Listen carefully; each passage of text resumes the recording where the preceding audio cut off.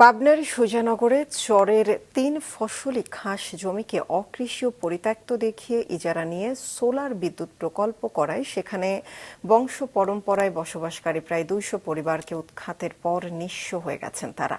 প্রতিবাদ করায় জেলও খেটেছেন অনেকেই। তাদের অভিযোগ, ক্ষতিপূরণের কথা বলে দফায় দফায় উৎকোচ নিয়েছে সরকারি কর্মচারী সহ একটি প্রতারক চক্র। রাতুল ইসলাম সুমনের ক্যামেরায় উৎপল মির্জার রিপোর্ট। সুজানগরে পদ্মা তীরবর্তী কৃষিপ্রধান রামকান্তপুর গ্রামের সৌর বিদ্যুৎ প্রকল্পের ইজারা নেওয়া খাস জমি আগে বংশ পরম্পরায় চাষ করে জীবন জীবিকা চালাত প্রায় ২০০ পরিবার।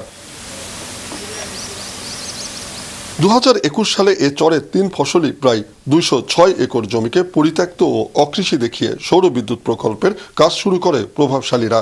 জমি অধিগ্রহণ এবং ক্ষতিপূরণের কথা বলে জমি থেকে উচ্ছেদ করা হয় নদী ভাঙনের শিকার ওই পরিবারগুলোকে। ফলে রাতারাতি নিঃস্ব হয়ে যায় তারা।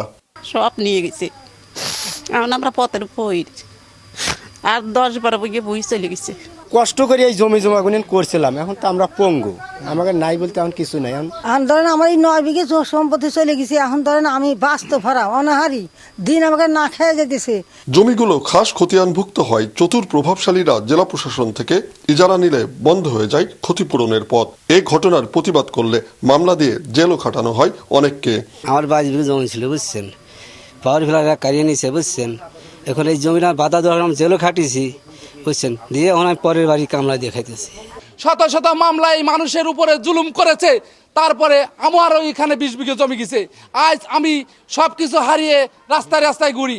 এদিকে ক্ষতিপূরণ এবং অধিগ্রহণের টাকা দেওয়ার আশ্বাস দিয়ে অসহায় এসব মানুষের কাছ থেকে কয়েক দফা টাকাও নিয়েছেন কিছু অসাধু সরকারি কর্মচারী সহ একটি জালিয়াত চক্র। অনেকেই ভিটে মাটি গবাদি পশু বিক্রি করে সে টাকা দিলেও কাজের কাজ কিছুই হয়নি। ৫,০০০ টাকা নিয়ে আমাকে বলছে তোমাকে জমি রেকর্ড করে দেব, কিন্তু রেকর্ড করে না দিয়া ও টাকাও দেয় নাই। এরা আমাদের মিথ্যা প্রলোভন দেয়া জমি নিয়ে পাওয়ার প্ল্যান করে এখন আমাদের মামলা দিয়ে আমরা এখন বর্তমান নিঃস্ব। এ ব্যাপারে কথা বলতে রাজি হয়নি রামকান্তপুর ৬৪ মেগাওয়াট সোলার পার্ক কর্তৃপক্ষ। তবে জেলা প্রশাসক জানায় জমিতে মালিকানা না থাকায় জমির দাম বা ক্ষতিপূরণ দেওয়া সম্ভব হচ্ছে না।